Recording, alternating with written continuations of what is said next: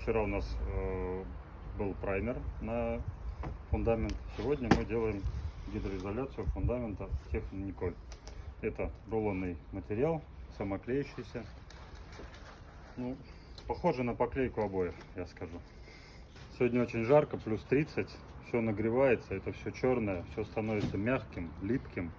Работать очень сложно. Ну, вроде получилось все как надо.